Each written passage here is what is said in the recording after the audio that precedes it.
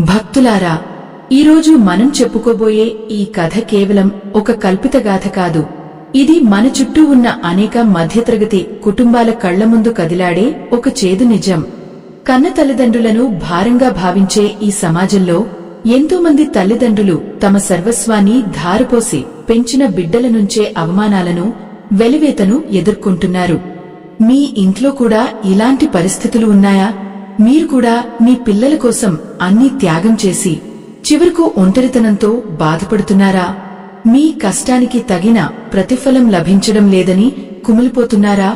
అయితే ఈ ఆధ్యాత్మిక రహస్యం మీకు పూర్తిగా అర్థం కావాలన్నా, దైవానుగ్రహం దక్కాలన్నా ఈ వీడియోను ఎక్కడా ఆపకుండా చివరి వరకు చూడండి.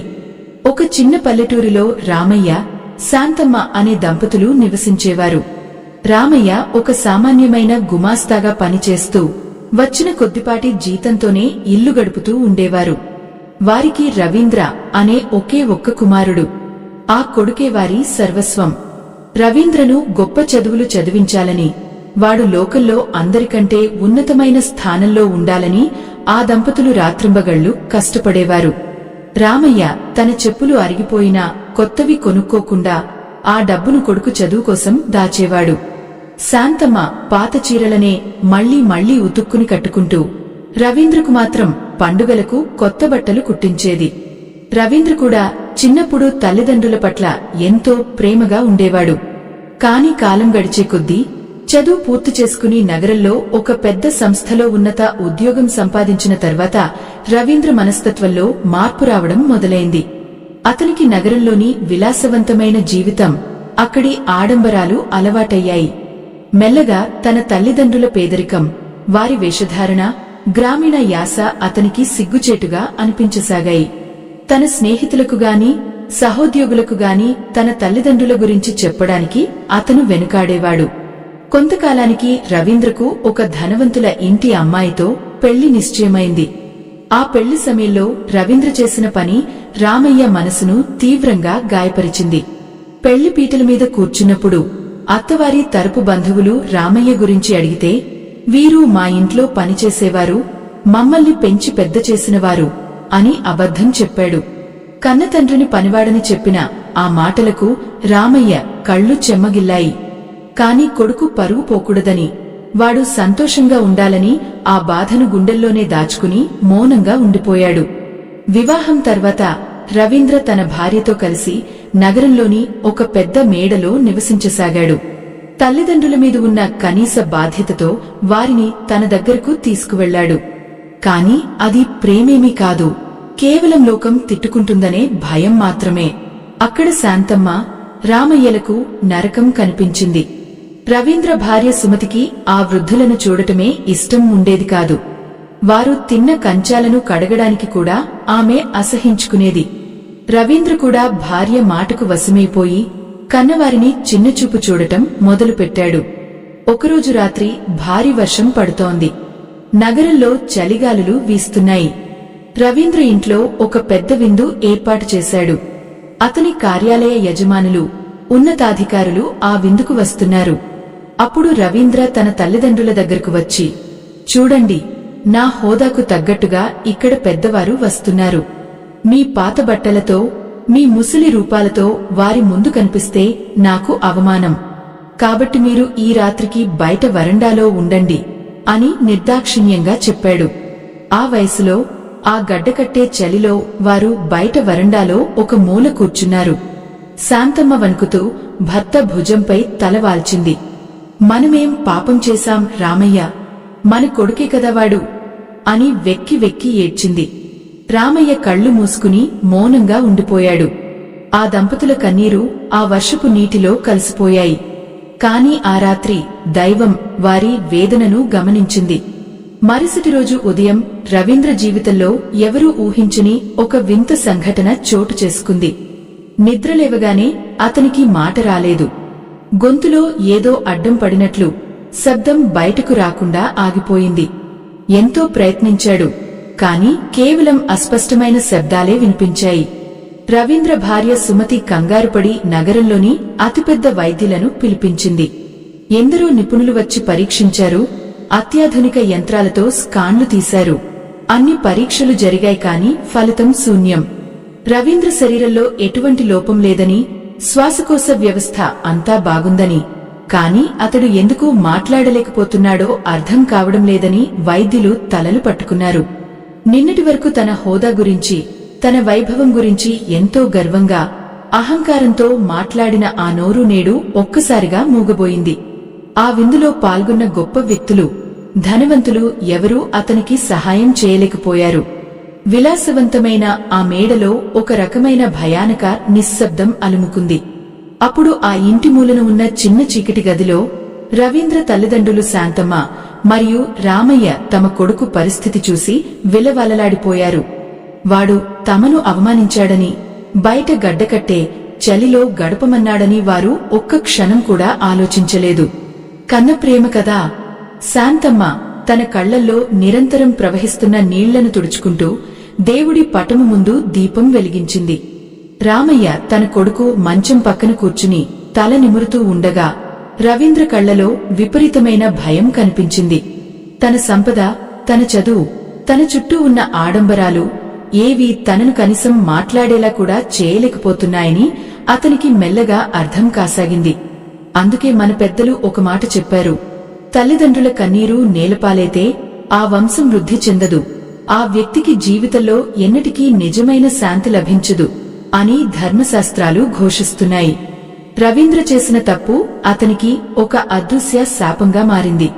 శాంతమ్మ మనసులో నిరంతరం దైవ నామస్మరణ చేస్తూ తన కొడుకును రక్షించమని వేడుకుంది. ఈ క్రమంలో మనం ఒక అద్భుతమైన ఆధ్యాత్మిక సత్యాన్ని గమనించాలి. పూర్వం మహాభారత కాలంలో ధర్మవ్యాధుడు అనే ఒక వ్యక్తి ఉండేవాడు. అతను ఒక సాధారణ మాంసం విక్రేత. కాని ఒక గొప్ప బ్రాహ్మణ ముని తన తపస్సు వల్ల కలిగిన శక్తులతో గర్వపడినప్పుడు ఆ మునిలోని అహంకారాన్ని అణచడానికి ప్రకృతి అతన్ని ధర్మవ్యాధుడి దగ్గరకు వెళ్లి జ్ఞానం నేర్చుకోమని నిర్దేశిస్తుంది. ఆ ముని ధర్మవ్యాధుడి ఇంటికి వెళ్లినప్పుడు అక్కడ ఆశ్చర్యకరమైన దృశ్యం కనిపిస్తుంది. ధర్మవ్యాధుడు ఎటువంటి వేదమంత్రాలు పఠించడం లేదు, అడవుల్లో తపస్సు చేయడం లేదు. అతను కేవలం తన వృద్ధ తల్లిదండ్రులకు అత్యంత భక్తితో సేవ చేస్తూ, వారి కాళ్లు ఒత్తుతూ, వారికి ఆహారం తినిపిస్తూ కనిపిస్తాడు. ఆ ముని ఆశ్చర్యపోయి, నీవు ఎటువంటి కఠినమైన తపస్సు చేయకుండానే కేవలం మాంసం అమ్ముకుంటూ ఇంతటి ఉన్నతమైన జ్ఞానాన్ని మరియు దివ్యశక్తులను ఎలా సంపాదించావు అని అడిగాడు. అప్పుడు ధర్మవ్యాధుడు వినమ్రంగా ఇలా సమాధానమిచ్చాడు, మహాశయ, నా తల్లిదండ్రులకు సేవ చేయడమే నా తపస్సు, నా దేవ ప్రార్థన. వారి తృప్తిలో నేను పరమాత్మను చూస్తున్నాను. వారి ఆశీస్సులే నన్ను ఒక గొప్ప యోగిగా మార్చాయి. కన్నవారిని గౌరవించే వ్యక్తికి దైవం స్వయంగా దాసోహమంటుంది అని చెప్పాడు. ఈ గాథ మన రవీంద్ర వంటి వారికి, నేటి సమాజానికి ఒక గొప్ప పాఠం. సమస్య ఏదైనా, అది అనారోగ్యమైనా లేదా ఆర్థిక ఇబ్బందైనా, తల్లిదండ్రుల నిస్వార్థమైన ఆశీర్వాదం ఉంటే అది మంచులా కరిగిపోతుంది. కాని రవీంద్ర ఈ విషయాన్ని ఇంకా పూర్తిగా గ్రహించలేదు. అతను కేవలం తన ఆరోగ్యం గురించి, తన గొంతు ఎప్పుడు బాగుపడుతుందా అనే స్వార్థంతో మాత్రమే ఆలోచిస్తున్నాడు తప్ప తాను చేసిన అపరాధం గురించి పశ్చాత్తాపం చెందలేదు. అతని భార్య సుమతికి కూడా తన భర్త అనారోగ్యం వల్ల సమాజంలో తమ పరువు పోతుందని, ఫంక్షన్లకు వెళ్లలేకపోతున్నామనే చింత తప్ప అతని మనోవేదనను అర్థం చేసుకునే ప్రయత్నం చేయలేదు. ఇంట్లో వైద్యులు వస్తున్నారు, పోతున్నారు, కాని రవీంద్ర గొంతులో మౌనం మాత్రం వీడటం లేదు. శాంతమ్మ రాత్రంతా నిద్రపోకుండా కుమారుడి పక్కనే కూర్చుని గోరువెచ్చని నీటితో అతని కాళ్లను ఒత్తుతూ ఉంది. రామయ్య తన దగ్గర ఉన్న కొద్దిపాటి పొదుపు డబ్బులతో గుడిలో కొడుకు పేరు మీద అర్చనలు చేయిస్తున్నాడు. కన్నవారి మనసు ఎంత విశాలమైనదో ఈ దృశ్యం చూస్తే అర్థమవుతుంది. వారు పడుతున్న ఆరాటం, ఆ వేదన చూస్తున్న ఎవరికైనా కళ్ళు చెమచ్చకమానవు. భక్తులారా, మనం కూడా జీవితంలో పరుగు పందెంలో పడి మనల్ని ఈ లోకంలోకి తీసుకువచ్చిన మూలాలను మర్చిపోతున్నామా? రవీంద్ర గొంతు ఎందుకు పెగిలి రావడం లేదు? రాబోయే కాలంలో ప్రకృతి అతనికి ఇంకా ఎలాంటి పరీక్షలు పెడుతుంది? అతని అహంకారం ఎలా విచ్ఛిన్నం అవుతుందో మనం ముందు తెలుసుకుందాం. రవీంద్ర పరిస్థితి రోజురోజుకు దిగజారుతోంది. గొంతు పెగలడం లేదు. కార్యాలయ పనులు అన్నీ ఆగిపోయాయి. వ్యాపార భాగస్వాములు అతడిని పట్టించుకోవడం మానేశారు. నిన్నటి వరకు అతని చుట్టూ తిరిగిన స్నేహితులు ఇప్పుడు మొహం చాటేస్తున్నారు. భార్య సుమతి కూడా రవీంద్ర మౌనాన్ని భరించలేక విసుగు చెందుతోంది. ఒకనాడు ఆమె గట్టిగా అరిచింది, ఇలా ఎంతకాలం మూగవాడిలా కూర్చుంటావు? నీవల్ల నా సామాజిక హోదా దెబ్బతింటోంది. నీవు సంపాదన లేనివాడిగా మారితే ఈ ఇంట్లో ఉండటం నా వల్ల కాదు అని కఠినంగా మాట్లాడింది. ఆ మాటలకు రవీంద్ర గుండె పగిలింది. తను ఎవరికోసమైతే కన్నవారిని దూరం చేసుకున్నాడో, ఎవరి పరువు కోసం తన తండ్రిని పనివాడని అబద్ధం చెప్పాడో, ఆ భార్యే ఇప్పుడు తనను అసహించుకుంటోంది. ఈ క్లిష్ట సమయంలో అతనికి నీడలా నిలబడింది మాత్రం ఆ ముసలి తల్లిదండ్రులే. శాంతమ్మ నిరంతరం కొడుకు నుదుటిపై విభూతి పెడుతూ భగవంతుడిని ప్రార్థిస్తూ ఉండేది. రామయ్య తన చేతులతో కొడుకుకు ఆహారం తినిపించేవాడు. రవీంద్ర కళ్లలో నీళ్లు తిరిగాయి. అందుకే మన పెద్దలు ఒక మాట చెప్పారు, తల్లిదండ్రుల ఆశీర్వాదం లేని చదువు, సంస్కారం లేని సంపద ఎండమావి వంటివి అని మన పురాణాలు హెచ్చరిస్తున్నాయి. మనకు పురాణాల్లో వినాయకుడి కథ ఒక గొప్ప పాఠం నేర్పుతుంది. ఒకనాడు శివపార్వతులు తమ కుమారులైన వినాయకుడు మరియు కుమారస్వామికి ఒక పరీక్ష పెట్టారు. ముల్లోకాలను ఎవరైతే ముందుగా చుట్టివస్తారో వారికే ఒక దివ్యమైన జ్ఞాన కలం లభిస్తుందని చెప్పారు. కుమారస్వామి తన నెమలి వాహనంపై వేగంగా లోక సంచారానికి బయలుదేరాడు. కాని విఘ్నేశ్వరుడు తన తల్లిదండ్రులైన పార్వతీపరమేశ్వరుల చుట్టూ భక్తితో 3 ప్రదక్షిణలు చేశాడు. జగత్తుకు తల్లిదండ్రులైన మీ చుట్టూ తిరిగితే సమస్త విశ్వాన్ని చుట్టివచ్చినట్లే అని వినాయకుడు తన అచంచలమైన భక్తిని చాటాడు. ఆ భక్తికి మెచ్చి శివుడు ఆ ఫలాన్ని వినాయకుడికే ఇచ్చాడు. ఈ కథ మనకు చెప్పే సత్యం ఏమిటంటే, సకల తీర్థయాత్రలు చేసినా, పుణ్యక్షేత్రాలు సందర్శించినా రాని ఫలితం కేవలం కన్నవారి పాదాల చెంత లభిస్తుంది. రవీంద్ర మంచంపై పడుకుని ఈ విషయాలను గుర్తు చేసుకుంటున్నాడు. తను చదువుకున్న లౌకిక విజ్ఞానం కంటే తన తల్లిదండ్రుల నిరక్షరాస్యతలో దాగి ఉన్న ఆ ప్రేమానురాగాల గొప్పతనం ఏమిటో అతనికి మెల్లగా బోధపడసాగింది. నాన్న తన చెప్పులు అరిగిపోయినా కొడుకు కొత్త బట్టల కోసం ఎలా అప్పులు చేశారో, అమ్మ తను ఆకలితో ఉన్న కొడుకు ఆకలి తీర్చడం కోసం ఎలా తప్పించిందో ఒక్కొక్కటిగా కళ్ల ముందు కదలాడాయి. తన అహంకారపు పొరలు మెల్లగా విడిపోతున్నాయి. అప్పుడు అతనికి ఒక అద్భుతమైన అనుభూతి కలిగింది. తన గదిలోకి ఒక దివ్యమైన వెలుగు వచ్చి పడుతున్నట్లు అనిపించింది. శాంతమ్మ చేతిలో ఉన్న దీపం చుట్టూ ఒక అద్భుతమైన కాంతిని గమనించాడు. ఆ కాంతిలో అతనికి దత్తాత్రేయుల వారు దర్శనమిచ్చినట్లు అనిపించింది. దత్తాత్రేయ స్వామి తన గురువులను ఎంచుకున్నప్పుడు అందులో అత్యున్నతమైన స్థానం తల్లిదండ్రులకే ఇచ్చారు. సృష్టిలో దైవం తర్వాత దైవం తల్లిదండ్రులే అని ఆయన ప్రబోధించారు. రవీంద్ర కళ్లలో కన్నీరు ధారలుగా ప్రవహిస్తున్నాయి. అతను గట్టిగా ఏడవాలని అనుకున్నాడు. కాని శబ్దం రావడం లేదు. ఆ వేదన వర్ణనాతీతం. తన తప్పును తెలుసుకున్న వ్యక్తికి లభించే మొదటి శిక్ష పశ్చాత్తాపం. శాంతమ్మ కొడుకు కన్నీళ్లు తుడుస్తూ, ఏడవకు నాయనా, అంతా ఆ పరమేశ్వరుడే చూసుకుంటాడు. మా ప్రాణం పోయినా సరే నీకు మాత్రం ఏమీ కాకూడదు అని దీవించింది. ఆ మాటలు రవీంద్ర గుండెలను పిండేశాయి. ఇంతటి క్రూరంగా ప్రవర్తించిన తనను కూడా ఇంకా ప్రేమిస్తున్నారా? ఇంతటి సహనం వారికి ఎక్కడి నుండి వచ్చింది? ఈ ప్రశ్నకు సమాధానం వెతుకుతూ రవీంద్ర తన అంతరాత్మను దర్శించుకున్నాడు. ఆ సమయంలో గదిలో ఉన్న వాతావరణం అంతా ఒక ప్రశాంతమైన ఆధ్యాత్మిక శక్తితో నిండిపోయింది. రామయ్య రవీంద్ర చేయి పట్టుకుని, నీవు మళ్లీ మాట్లాడతావు రవీంద్ర, ఆ నమ్మకం నాకుంది అని భరోసా ఇచ్చాడు. అహంకారం విడిచిన చోట భగవంతుడు అడుగు పెడతాడు అనడానికి ఇదే నిదర్శనం. ఆ రాత్రి రవీంద్రకు ఒక వింత కల వచ్చింది.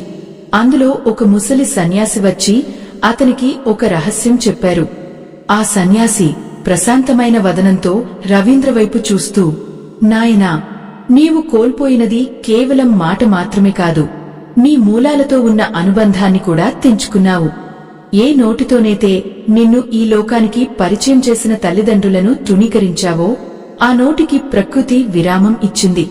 నీవు చేసిన పాపానికి ప్రాయశ్చిత్తం మందులలో లేదు, కేవలం మౌన సేవలో మాత్రమే ఉంది. నీ తల్లిదండ్రుల మనసు ఎప్పుడు తృప్తి చెందుతుందో, వారి కళ్లలో ఆనంద బాష్పాలు ఎప్పుడు రాలుతాయో ఆ క్షణమే నీ గొంతులో మళ్లీ జీవం వస్తుంది అని చెప్పి అదృశ్యమయ్యారు. రవీంద్ర ఉలిక్కిపడి నిద్రలేచాడు. అప్పటికే తెల్లవారుజాము అవుతోంది. గదిలో మసక వెలుతురులో చూస్తే తండ్రి రామయ్య నేలమీద ఒక పాత దుప్పటి పరుచుకుని పడుకుని ఉన్నాడు. తల్లి శాంతమ్మ కొడుకు పక్కనే కూర్చుని నిద్రలో జోగుతోంది. ఆ దృశ్యం చూడగానే రవీంద్ర గుండెల్లో ఏదో తెలియని వేదన మొదలైంది. తన విలాసాల కోసం, తన గర్వం కోసం ఇంతటి ప్రేమమూర్తులను ఎంతలా క్షోభ పెట్టాడో గుర్తు చేసుకుని వెక్కి వెక్కి ఏడ్చాడు. అందుకే మన పెద్దలు ఒక మాట చెప్పారు, చెట్టు ముదిరితే కొమ్మలు వంగుతాయి, కాని మనిషి చదువు ముదిరితే అహంకారం తలకెక్కుతుంది అని. రవీంద్ర విషయంలో కూడా అదే జరిగింది. కాని ఇప్పుడు ఆ అహంకారం కరిగి నీరైపోయింది. మరుసటి రోజు ఉదయం నుండి రవీంద్రలో వింత మార్పు వచ్చింది. ఎప్పుడూ తన ఆఫీసు ఫైళ్లతో, విదేశీ క్లయింట్లతో గడిపేవాడు. ఇప్పుడు తన తల్లిదండ్రుల పక్కనే గడుపుతున్నాడు. అమ్మకు మోకాళ్ల నొప్పుల వల్ల నడవడం కష్టమని గ్రహించి ఆమెకు చేతికర్రలా తోడుంటున్నాడు. నాన్నకు కంటిచూపు మందగించిందని తెలుసుకుని ఆయనకు అవసరమైన వస్తువులను తానే స్వయంగా అమరుస్తున్నాడు. సుమతి ఇదంతా చూసి మొదట ఆశ్చర్యపోయింది. కాని భర్త కళ్లలో ఉన్న ఆ పశ్చాత్తాపాన్ని చూసి ఆమెలో కూడా మెల్లగా మార్పు మొదలైంది. గొంతు రాకపోయినా రవీంద్ర ఇప్పుడు తన చేతలతో, తన ప్రవర్తనతో తల్లిదండ్రులకు క్షమాపణలు చెబుతున్నాడు. ఇక్కడ మనం పండరిపురంలో వెలసిన విఠలుడి పరమ భక్తుడైన పుండరికుడి కథను స్మరించుకోవాలి. పుండరికుడు మొదట్లో తన తల్లిదండ్రులను నిర్లక్ష్యం చేస్తూ భార్య మాటకు లొంగివారిని ఎంతో కష్టపెట్టేవాడు. కాని ఒక మహానుభావుడి బోధన వల్ల అతనికి జ్ఞానోదయం కలిగింది. ఆ క్షణం నుండి తల్లిదండ్రుల సేవయే పరమావధిగా జీవించసాగాడు. ఒకనాడు సాక్షాత్తు శ్రీమహావిష్ణువు అతడి భక్తిని పరీక్షించడానికి, అతడిని దర్శించుకోవడానికి స్వయంగా వచ్చాడు. ఆ సమయంలో పుండరికుడు తన తల్లిదండ్రుల పాదాలు ఒత్తుతూ సేవలో నిమగ్నమే ఉన్నాడు. దైవం తన ఎదుట నిలబడి ఉన్నా తల్లిదండ్రుల సేవను మధ్యలో ఆపడం ఇష్టం లేక దేవుడిని నిలబడమని ఒక ఈటుకను విసిరాడు. స్వామీ, నా తల్లిదండ్రుల సేవ పూర్తయ్యే వరకు ఈ ఇటుకపై నిలబడు అని కోరాడు. భగవంతుడు కూడా ఆ పుత్రుడి భక్తికి మెచ్చి ఇప్పటికీ పండరిపురంలో ఆ ఇటుకపై నిలబడే భక్తులకు దర్శనమిస్తున్నాడు.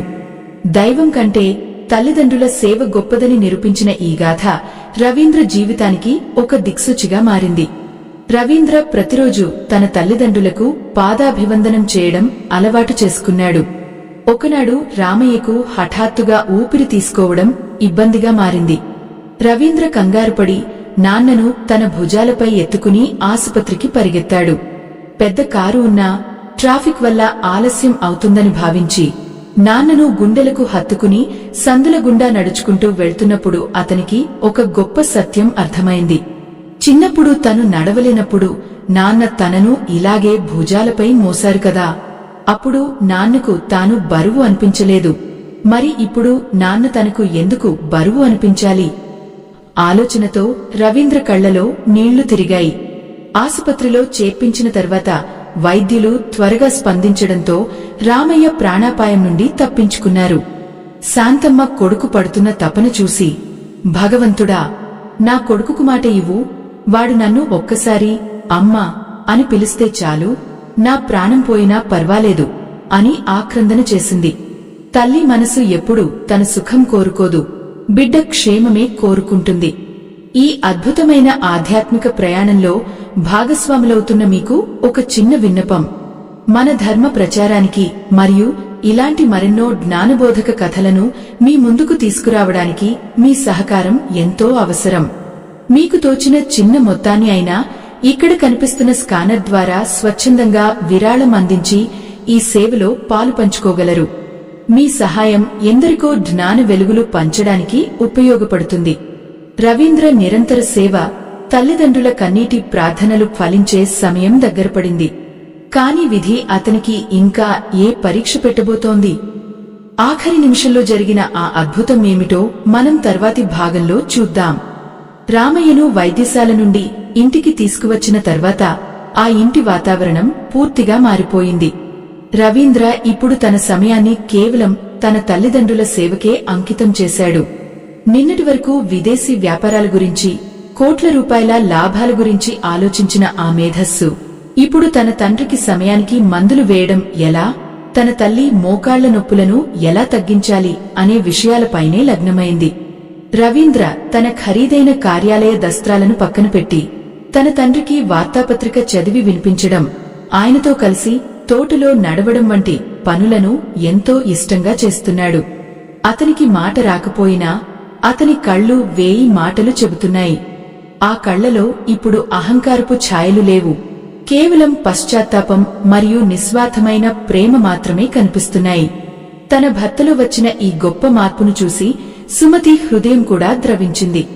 ఆమె తన పట్టుచీరల మోజును, ఆడంబరాలను వదిలివేసి ఒక సామాన్యమైన కోడలిలా అత్తగారికి వంటగదిలో సహాయం చేస్తూ వారి అవసరాలను కనిపెట్టుకుని ఉంటోంది.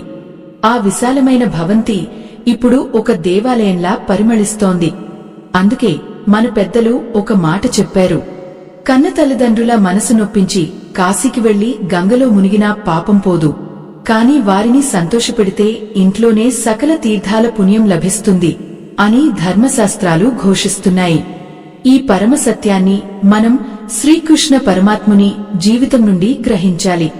శ్రీకృష్ణుడు సాక్షాత్తు ఆ విష్ణుమూర్తి అవతారం, సమస్త సృష్టికి ఆయనే మూలం. అయినప్పటికీ కంసుడిని వధించిన తర్వాత ఆయన నేరుగా రాజ్యసింహాసనాన్ని అధిష్ఠించలేదు. బదులుగా ఆయన కారాగారానికి వెళ్లి తన తల్లిదండ్రులైన దేవకి వసుదేవుల పాదాలకు సాష్టాంగ నమస్కారం చేశాడు. తనను కన్నందుకు వారు అనుభవించిన ఇబ్బందులకు, కష్టాలకు ఆ పరమాత్ముడు కన్నీరు మున్నీరయ్యాడు.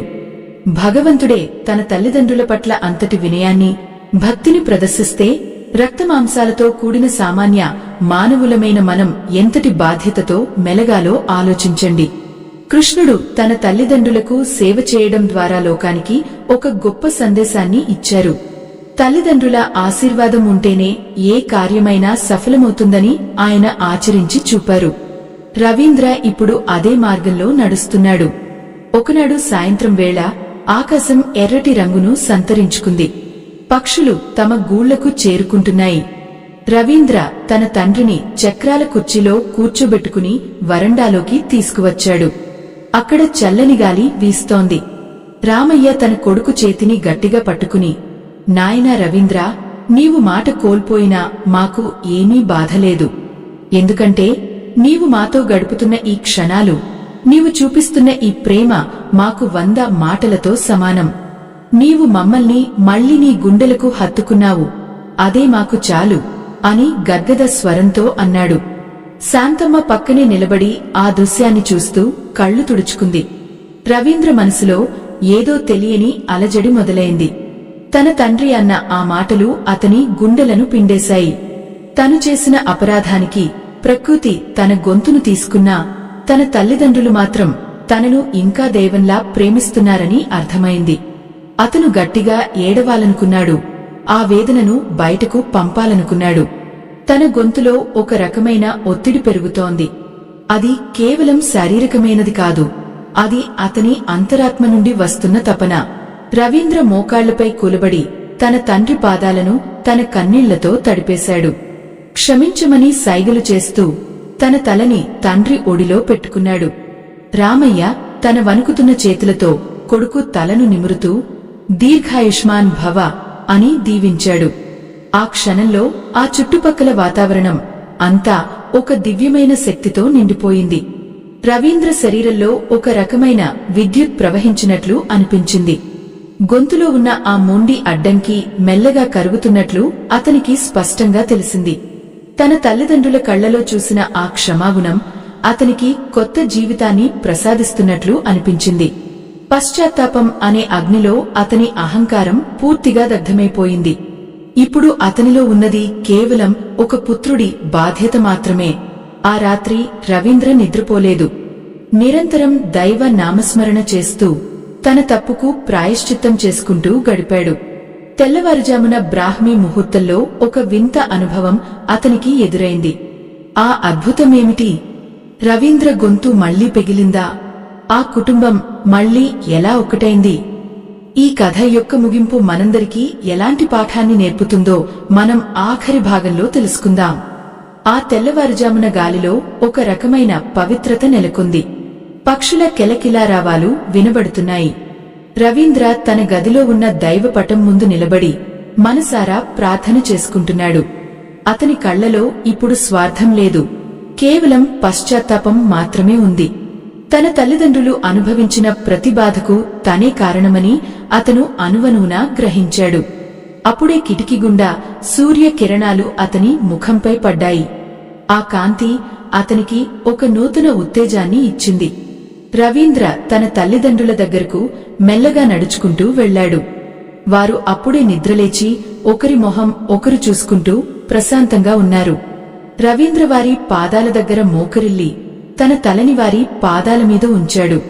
ఆ సమయంలో అతని గొంతులో ఏదో ఒక అద్భుతమైన మార్పు సంభవించింది. మెల్లగా వణుకుతున్న స్వరంతో, అమ్మా, నాన్నా, నన్ను క్షమించండి అన్న మాటలు అతని నోటి నుండి వెలువడ్డాయి. అది విన్న శాంతమ్మ, రామయ్యల ఆనందానికి అవధులు లేవు. అందుకే మన పెద్దలు ఒక మాట చెప్పారు, తల్లిదండ్రుల ఆశీర్వాదం లభించిన చోట సాక్షాత్తు ఆ పరమాత్ముడు నివసిస్తాడు అని ధర్మశాస్త్రాలు చెబుతున్నాయి. మనకు పురాణాల్లో గరుత్మంతుడి కథ ఒక గొప్ప సందేశాన్ని ఇస్తుంది.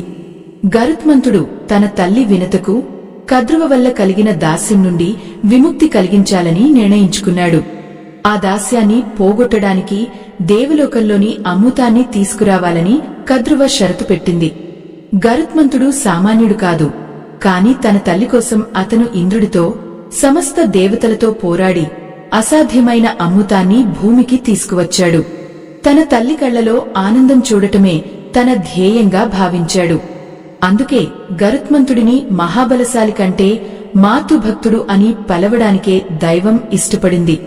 ఆ తల్లి భక్తి వల్లే ఆయనకు విష్ణుమూర్తి వాహనమయ్యే గొప్ప భాగ్యం కలిగింది. రవీంద్ర కూడా ఇప్పుడు తన అహంకారాన్ని వదిలి తల్లిదండ్రుల సేవ ద్వారా తన జీవితాన్ని సార్థకం చేసుకోవాలని నిర్ణయించుకున్నాడు. తన సంపద, తన హోదా అన్నీ కన్నవారి పాదాల దగ్గర తుచ్చమని అతనికి అర్థమైంది. ఈ ముగింపులోని అద్భుతమైన మలుపును తెలుసుకునే ముందు ప్రేక్షకులకు ఒక చిన్న విన్నపం. మన సంస్కృతిని, ఇలాంటి ధర్మ సందేశాలను 10 మందికి చేరవేయడానికి మీ సహాయ సహకారాలు ఎంతో ముఖ్యం. మీ శక్తి మేరకు చిన్న విరాళాన్ని ఇక్కడ ఉన్న స్కానర్ ద్వారా అందజేసి మన ఆధ్యాత్మిక సేవకు తోడ్పడండి. మీ సహకారం ఎంతో మంది జీవితాల్లో మార్పు తీసుకురావడానికి సహాయపడుతుంది. రవీంద్ర మాటలు తిరిగి రావడంతో ఆ ఇల్లు మళ్లీ వెలుగుతో నిండిపోయింది. రవీంద్ర తన తండ్రిని హత్తుకుని గట్టిగా ఏడ్చాడు. నాన్నా, ఈ మేడలు, ఈ సంపదలు నాకు వద్దు. మీరు సంతోషంగా ఉంటేనే నాకు ఈ జన్మకు సార్థకత అని అన్నాడు. ఆ రోజు నుండి రవీంద్ర ప్రతి విషయంలోనూ తన తల్లిదండ్రుల సలహా తీసుకోవడం మొదలుపెట్టాడు. తన గర్వాన్ని వదిలిపెట్టి నలుగురితో వినమ్రంగా ఉండటం నేర్చుకున్నాడు. భార్య సుమతి కూడా తన తప్పును తెలుసుకుని అత్తమామలను కన్నవారిలా చూసుకోసాగింది. రవీంద్ర ఉద్యోగంలో కూడా మళ్లీ పురోగతి లభించింది. కాని ఇప్పుడు అతని విజయం వెనుక తన అహంకారం లేదు, తల్లిదండ్రుల దీవెనలు ఉన్నాయి. ఎవరైతే తన తండ్రిని ఒకనాడు పనివాడని అవమానించాడో, నేడు అదే తండ్రిని సగర్వంగా తన కార్యాలయానికి తీసుకెళ్లి అందరికీ పరిచయం చేశాడు. తల్లిదండ్రుల పట్ల భక్తి ప్రదర్శించే ప్రతి బిడ్డకు దైవ బలం తోడుంటుంది అనడానికి ఈ కథే ఒక నిదర్శనం. లోకంలో తల్లిదండ్రుల కంటే మిన్నయైన దైవం లేదని, వారిని బాధపెట్టడం అంటే సాక్షాత్తు భగవంతుడిని ధిక్కరించడమేనని మనం గుర్తుంచుకోవాలి. ఎవరైతే తల్లిదండ్రుల పాదాల చెంత ముక్తిని వెతుక్కుంటారో వారి జీవితం ఎప్పుడూ సుఖ సంతోషాలతో నిండి ఉంటుంది. ఈ ఆధ్యాత్మిక ప్రయాణం ఇక్కడితో ముగిసిపోయింది. స్వస్తి.